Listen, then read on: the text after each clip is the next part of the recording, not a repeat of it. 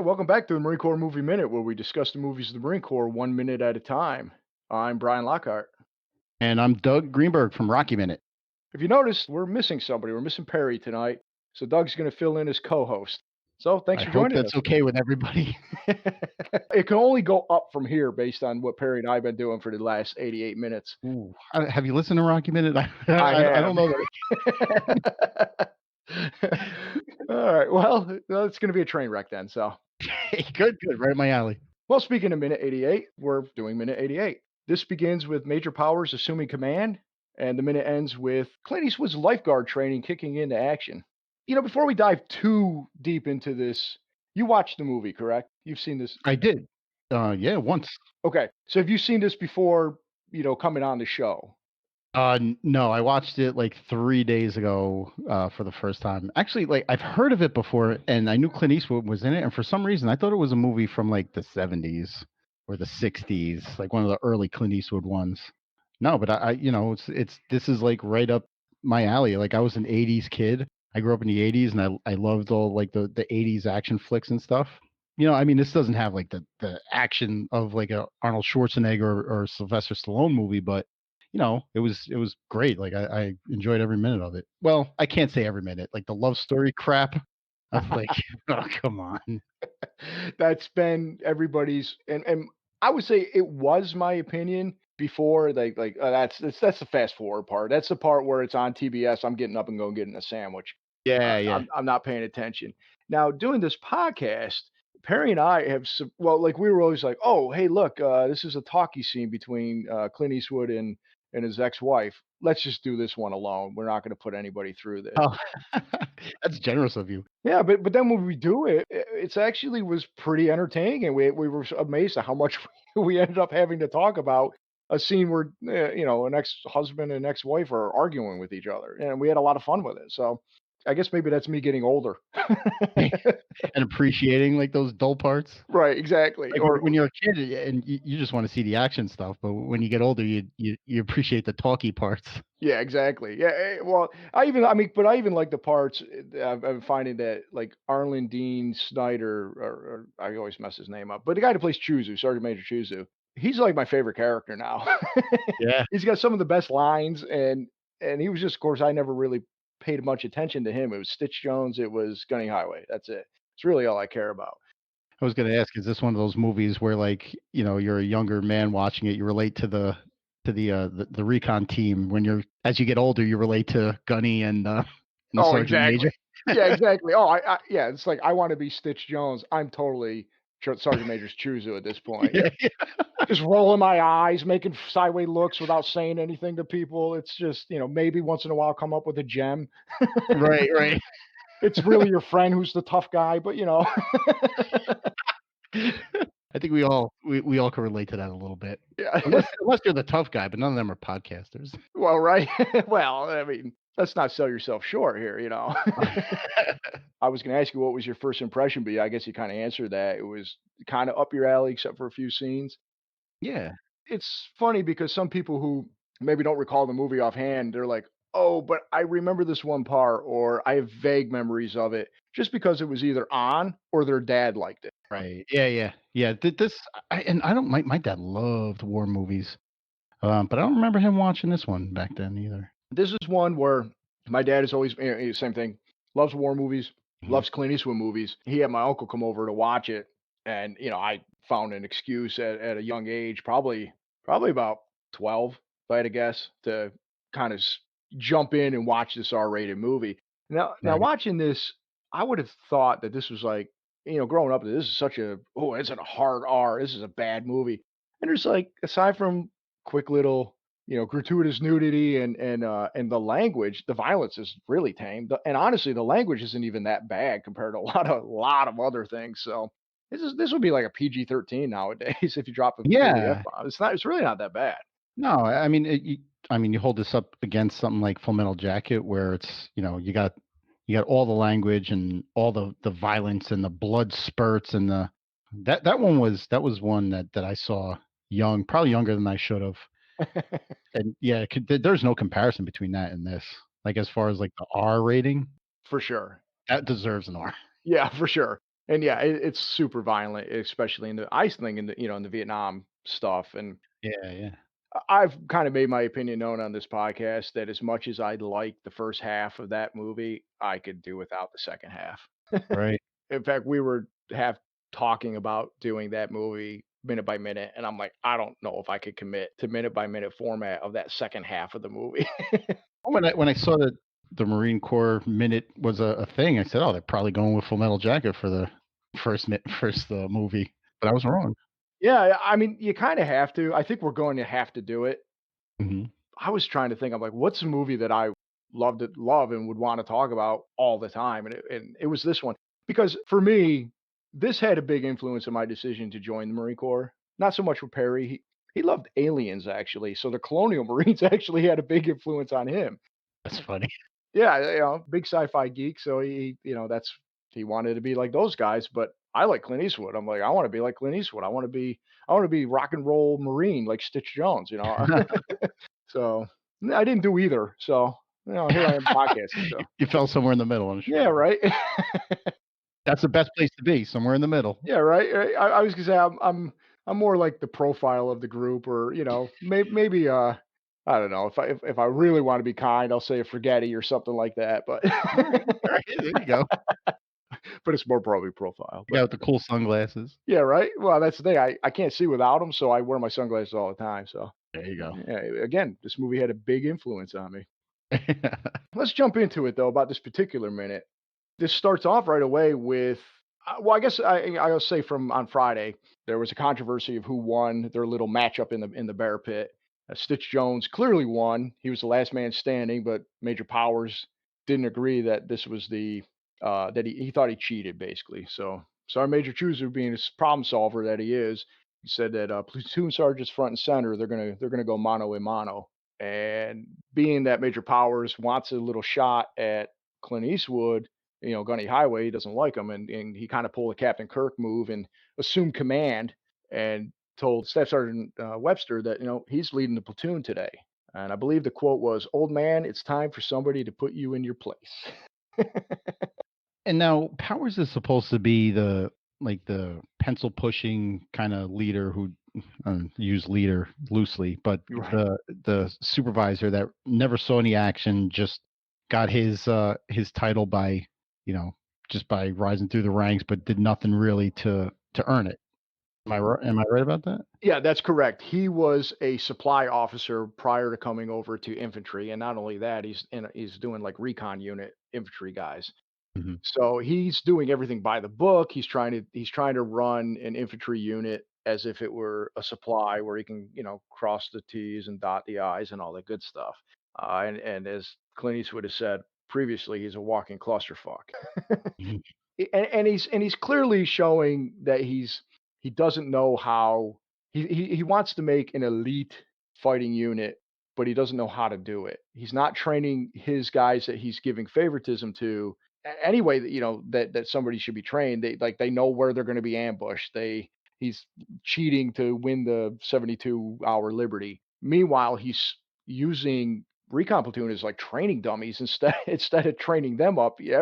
As Clint Eastwood said, we go to war, you're going to plant half these guys. Mhm. And so he's just ineffective. He thinks Gunny Highway is a relic. There's no use for him anymore. Maybe he's good in a war, but this is the new modern Marine Corps, and he's. It's almost like I was in the '90s, mid to late '90s, and it was almost that same kind of mentality with a lot of guys too, where it was like this is the new Marine Corps. I was gonna ask that. Yeah, like what, like meaning what? Like the whole, run and gun type of guy wasn't type of soldier wasn't useful anymore? Like, isn't that what the Marines are? Well, yeah, exactly. Like there was a lot of talk of like you weren't like a real Marine unless you got busted down in rank, let's say. Mhm, The new Marine Corps was like, well, no, we're gonna ruin your career if something like that happens.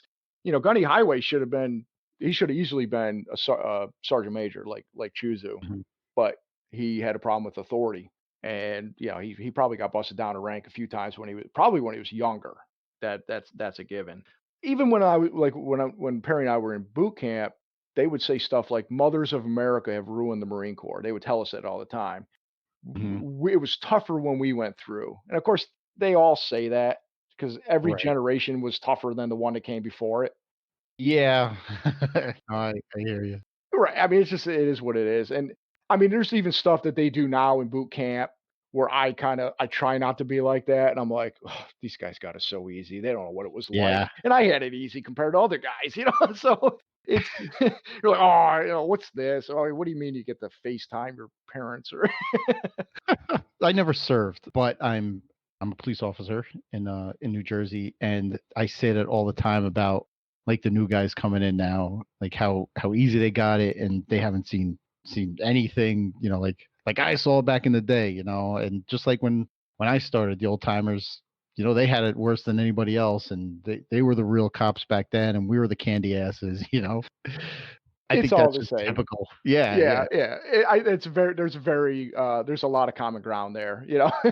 As Gunny yeah. Highway said, chewing the same dirt, basically. It's the same type of thing, you know? The old guys are always gonna make it sound worse than to the new guys, and they're gonna continue on that tradition too. But Yeah. in some cases, it's true.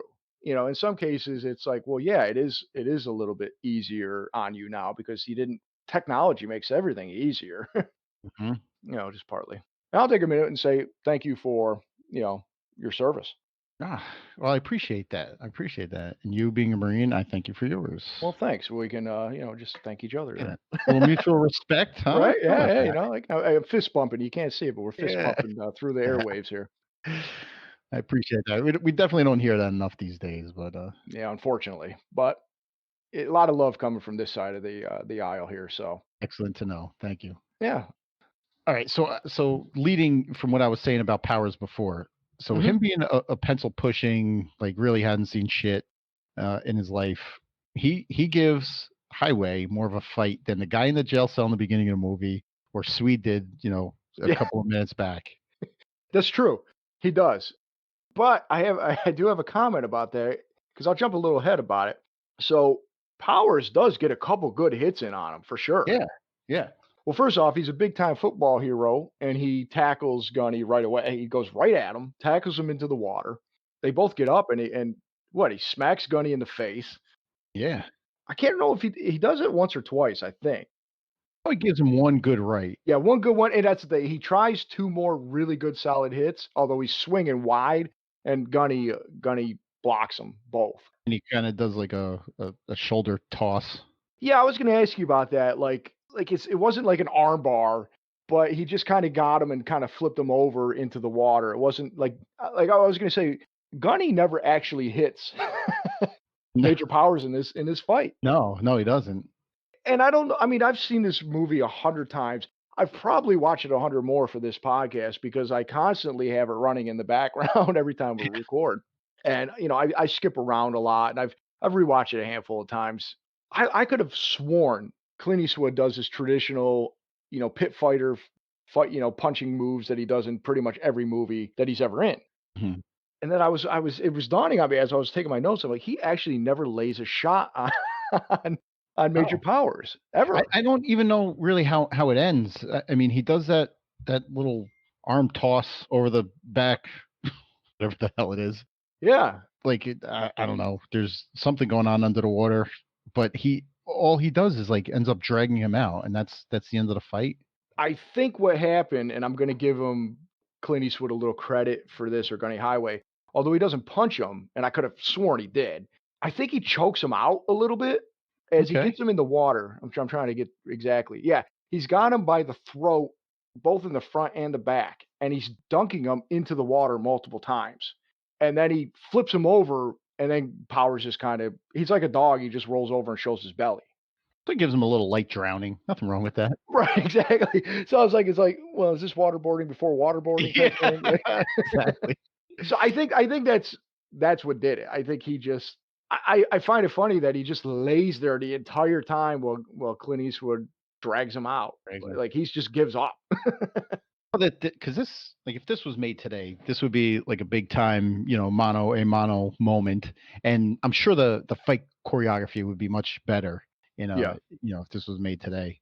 Yeah, I think so for sure. And Clint Eastwood can do a good fight scene. One of my Yeah. favorite movies and favorite fight scenes is Any Which Way You Can.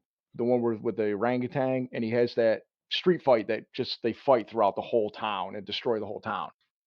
If you've never seen that movie, it's amazing. I haven't, but I think I'm gonna have to. Yeah, the first one is like a dramedy. There's some funny bits in it, but it gets a little heavy, and they're like, but it's yeah, it's got to be funny. It's got a monkey in, it. But Yeah, right. the second movie, they were just like, we're just gonna have fun with it, and it's a comedy, and then the fight scenes are amazing. Nice. So he can do a great fight scene. Like everybody says that one of the best fight scenes is from They Live. Oh, okay. The alley fight. Yeah, yeah, yeah, yeah. I like the Any Which Way You Can fight better, but that's me. I'm a little biased too. I like Clint Eastwood. I'll take Well, your I word for it. appreciate that, right? I have to. You're the host, you know. Well, right. Well, I was surprised you weren't going to say, "Well, Rocky is a bunch better and battle scene, or end fight scene." Rocky 4, of course. Oh yeah, well, much like this, he's going to fight communists in that, so That's true. Yeah, there's a little absolutely. common ground here. Sure. I actually had a maybe a little thought on this. So we you've seen the big guy in the background, right? He's massive. He just towers over everybody else. Sweet, the guy that Yeah, yeah, yeah. Gunny beat up earlier. That's Yep. Pete Koch. We've had him on the show a couple times actually. Like, what would you reach out to him? I don't know exactly remember exactly how it happened, but I'm on Instagram. I'm tagging Heartbreak Ridge, and I think I found him. I was kind of looking to see who I could find, Mhm. and I wasn't really having a lot of success actually. And I think I can't remember if he found me or I found him, but as soon as he liked my photo, I think that's what happened. I think because I tagged Heartbreak Ridge or something, or maybe even Swede, he liked my photo, and I immediately started following him. And then 2 seconds later, he started following me back. Nice. Like he's very pro-military, or at least respectful to the military because he played a Marine. He was never in the Marines. A lot of half these Marines, in fact, more. I'd say a good 70% of the people in the background that you're seeing during this scene were real life Marines in this unit. Yeah, I saw that they used a lot of guys that were the base. Like all this was on location stuff, right? Correct. This was filmed at Camp Pendleton. It's supposed to be Camp Lejeune, but they filmed in Pendleton because it's California. It makes a lot more sense. So yeah, all these guys filled the ranks in of the unit, and it was twofold. Well, you get authentic extras, but then Mhm. you got guys that can teach the actors how to be better Marines. Awesome. Yeah, so it was pretty neat, and I've actually through social media reached out to a few people just in veterans groups that I'm part of, and I've had a little conversations, just chats with people that were there at the time, and one guy was in the rappelling scene. He said he made $60 American that day. Hey, nice. So a little extra cash there. Oh, your repels all the other times for free, so I'm sure that's $60 with. Exactly. I mean, that's like $1,000 today. Yeah, yeah. I don't know math, but yeah, so, Pete Koch when we had him on, and in fact, one of these episodes, I might insert some audio of him just describing a little bit more of this particular scene. In a separate interview, I heard him mention how the shooting day went long, and if you notice, like the sun's starting to go down, Mhm. and so they may have been pressed for time, and instead of doing a big, huge, epic battle, like Right. Oh, okay. because you see it's kind of dark in some of the shots, and I guess it's because it was a drought, so it took them like all morning to truck in the water that they needed, and then it was Oh, a long man. shoot, and so yeah, I that could have been a play in it, but also I feel like it's just a way to show that Major Powers bit off more than he could chew, Mhm. and he thought he was bigger and badder than he really was. Because one of the things I like is after he tells him, "I'm gonna put you in your place," Clint Eastwood pauses, and him and Chuzu have this kinda, like Clint Eastwood he's great with his face acting. He just kinda Uh-huh. smirks and laughs to himself, and Chuzu even has a little like, "You don't know what." It's so slight, Yeah. but he's just got this little smirk like, "You don't know what you're doing, sir." That yeah, I just caught that. That's pretty good. Yeah. Is it I love some, like, some real good nonverbal type of acting, and that's yeah, you definitely get that in that moment. Yeah. And I've seen Clint Eastwood say in other interviews, he's like, "Well, I may not have eloquent words, but," he's like, "I can stare and face act with the best of them." And he's got some great looks in this movie. Yeah. And that's where some of the comedy comes too, I think, just some of his reaction. Yeah, definitely. And you don't really, think of Clint Eastwood as as like a subtle comedy guy, because he's been in so many serious movies, but he's got it. He definitely has it.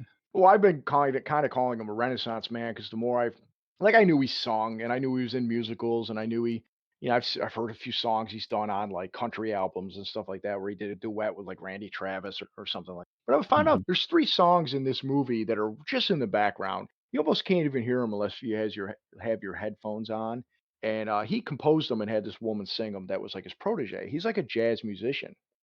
No kidding. He's composed some of his later movies, as an older man, the ones he just directed. He composed some of the music in some of them. I'm like, this guy's done it all. Yeah. Who knew? Damn, he was even mayor once. So, a couple things I noticed when they were going into the water, though, to start their fight. There Mhm. one guy yells, "Come on, Major," or whatever he says. But recon platoon, the Marines there, they try to help Gunny right away. They like take his blouse. Major Powers ends up throwing his blouse on the ground, and even Mm. Lance Corporal Forgetti tries to grab his cover when he throws it, but it just goes flying. So Oh, yeah, yeah. Yeah, he's I mean, it's the character arc of Tom Highway and the Marines that he's instructing, but, that he's starting to gain their respect and their loyalty. we've repeatedly said probably about 20 times at this point, it's minute 88, that this is the minute where everything changes. It's happened Yeah. like five times we've already said this, but again, just to your point, at this point they're kind of on board with him, and he wins this match for them. So that's like kind of like the exclamation point on the sentence that he's already kind of started, if that's metaphor makes any sense. But yeah, yeah, there's been things throughout this movie like helping Aponte with his $2 that he gives him. Yeah, yeah, yeah. We've been joking about that. It's like Gunny gives him money, and if you look, it's like $2. Go buy a pack of smokes, and Apparently saves his family, though. well, right? Yeah, there you go. Well, maybe he had to pay that kid from Better Off Dead the $2 to get out of debt, and then so, but then he motivated Profile when he said, "Don't give the prick the satisfaction." Yeah. He didn't make Sweet go back to the brig. He said, "No, you're gonna be a Right. Marine right now." Just all this stuff. Yeah. So right now, at this point, they're on board. Now, just one more thing, he takes it to Powers in front of him. There you go. I got a question about, as a whole, the character here. Now, Tom Highway is a decorated war hero and Medal of Honor winner. Correct. Would he get this level of disrespect from any rank in his camp there? I would have to say no. I mean, I can't say for sure, but I would have to say this is fairly unrealistic. This movie is not going to get any points for being realistic by any Mhm. means. As a matter of fact, there are people who were in around this time that I've seen online that don't like this movie Yeah. because they were expecting Top Gun or like a demonstration of like this is what we do, but they got this kind of well, I don't think people realize that this is actually a comedy as much as of an action movie. Yeah. So I think they were expecting more, but there's no way. I mean, first off, there's no way Major Powers wouldn't know. I mean, Major Powers did know. He had to know. He's seen his service record, and, Yeah. and he's seen when Gunny showed up. He was looking at all his ribbons, and I went in one of the episodes. I went through them all, and that dude is stacked. Yeah. We call it a fruit salad. I mean, it's full. Yeah, there's definitely a lot for sure. But, I mean, the character is Major Powers doesn't respect that. He thinks he's a relic from a bygone era, and he hasn't any place in this new corps. I mean, there's always assholes. I mean, there's always Yeah. bad bosses, Oh, for sure. but I really just can't imagine somebody being that disrespectful to him, trying to run him out of the corps. Yeah, coming from the major and the ranks above, but also his subordinates, like the guys that he's training, like right off the bat, he walks in and they're cursing him out, telling him to go fuck himself, and like, what? Like this is a gunnery sergeant. Right. Well, these are the bad news bears, though. So they're not your. And that's another reason why some people have a problem with this movie. There's no way Recon in real life would be anything like what these knuckleheads are. Yeah, yeah, So, and of course, in movie logic, they don't know he's got the CMH yet. They're going to learn that soon, yeah. Well, real soon, right? right? Although Stitch Jones already knows He by this knows. Yeah, point, yeah, but nobody else knows. And their last guy was a pushover, and they think they're just going to run him out because he's an old timer too. They just don't know who they're dealing with. Mhm. Yeah, I just still couldn't see the whole platoon being a bunch of shitbirds. Yeah. I know. I know. You might get a couple, but Exactly. You get 1 or 2, and if and it, they might even influence a few extras on top of that. Like, well, why are they're doing bad stuff? Why do I have to Yeah. do good stuff? But there's always going to be some sort of leadership that's not going to stand for that. Yeah, especially the guy who, I mean, parallel to him is Hartman from Full Metal Jacket, right? The one that I'm more familiar with, and he's like a take no shit Mm, kind of Marine gunnery sergeant. yeah, exactly. Like imagine him walking into that barracks and those guys like cussing him out. Oh yeah, no, and that's the thing too. Like, this is an era where Gunny easily. I mean, he grabbed Profile and he Mhm. grabbed him by the nose and dragged him around, and Yeah, he broke the tool queue and all that, and that's exactly what would have happened. right. I mean, even back when I was in, like, they were starting to frown on stuff like that. It was like they weren't. That's why they said "Mothers America ruining Marine Corps." You have to stay 1 arm length away. We can't touch you. They found ways to correct you physically, but it wasn't as blatant as say when Arlie Ermy was a real life gunnery sergeant and would just be able to, Mhm. hey, you're going to Vietnam in like 3 weeks. I'm going to punch you in the face because you just talk back to me or you didn't do something right. Yeah, yeah, yeah. I guess Different time. Vietnam and yeah, and the '80s were different times for sure. Yeah. So, yeah, it is a little bit unrealistic, though. Well, that's refreshing because if that was the way shit really was, I would be a lot more cynical. Yeah. But I'm glad that this isn't like an accurate, depiction of it. No, no, not by any means. Although there are times where we're like, well, we knew people were like that. Or Perry and I would joke, we're like, well, maybe not everything that Major Power does, but maybe, we're like, yeah, we've seen people who are kiss asses, like Sergeant Webster's a kiss ass. Well, Oh, yeah. Oh my god. I could like, right off the bat when I was watching this, like, guys that for my job started firing into my brain. I'm like, "Oh my god, that is so and so to a T." yeah, oh yeah. So It's gotta be some common stuff there where it's like it's they're mhm. just I mean, I knew people that could get like that. And because it's all I don't know how, if people understand how like the police work, but I feel like people don't realize the level of politics and bureaucracy that goes into the United States military. and Yeah. and it's like there's a lot of politicking and a lot of ass kissing and a lot of saying and doing what you think is going to get you above although I say that it kind of like I don't mean to shit on it because I'm not because it is a brotherhood and all that, but there is a reason why there's a saying called semper I, always me, instead of Yeah. semper fi. I believe it totally, man. Yeah. No, I was talking about this recently because, I'm rewatching The Wire. Did you ever see that? I've seen the first season and a half. Yeah, I like that first season. Yeah, I mean, if you have to gut through the 2nd season, which is kind of a drag, but it gets so much better after. That's what I But hear. yeah, yeah, yeah. But, I love that's really the only cop show that I'm into because it's the most realistic cop show that's out there because all these cop shows glorify police work and, you wrap each murder up in an hour's episode and it's on to the next one. But The Wire really shows, like, the political interference and the bureaucracy and the red tape and shit that goes on in police work. And like Baltimore is a big city police department, but it happens fucking everywhere, dude. And I'm like, wow, like this is real. And that's like you said that before, how much bureaucracy there is in the military.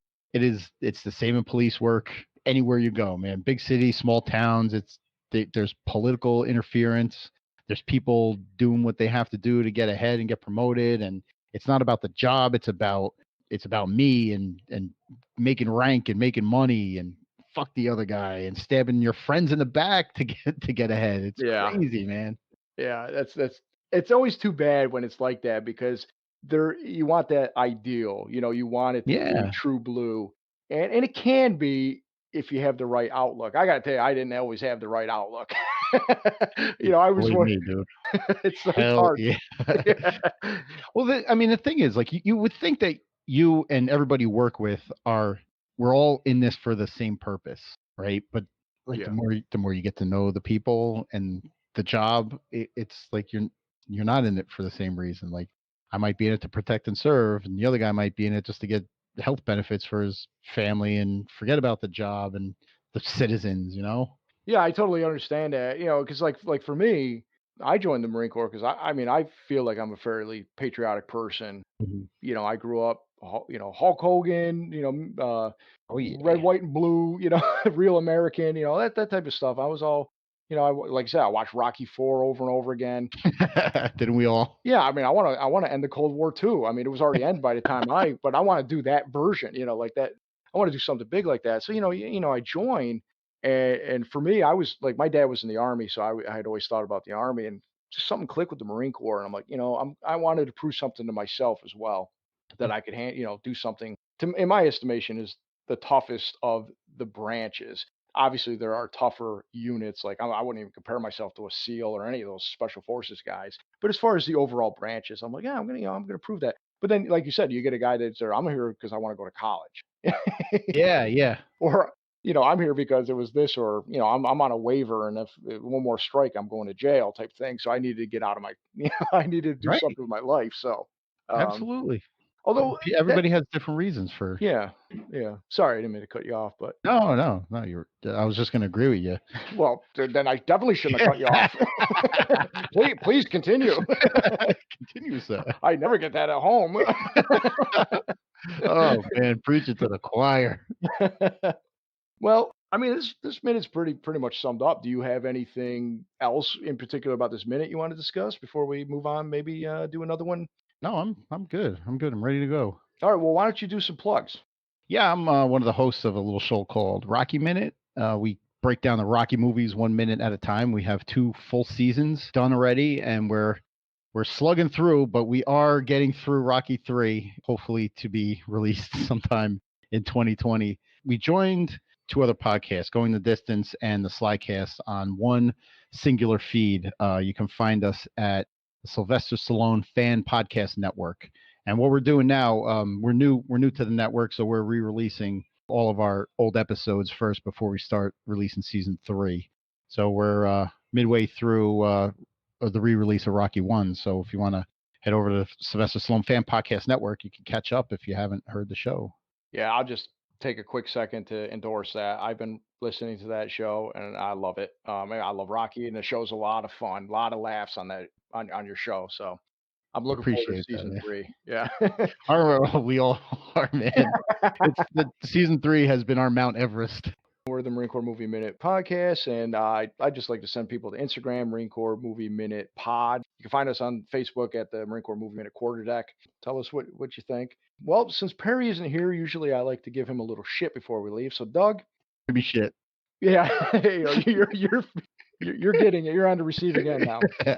It's time for somebody to put you in your place. That's your sign off.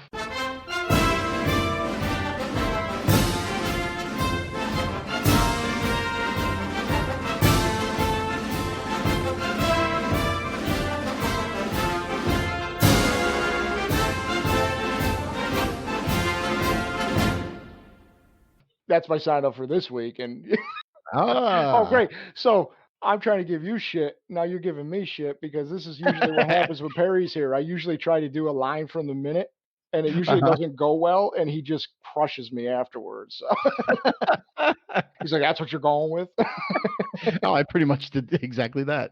Well, see, like you said, That's it's your almost sign off. right. Exactly. I just sign on. That's staying in.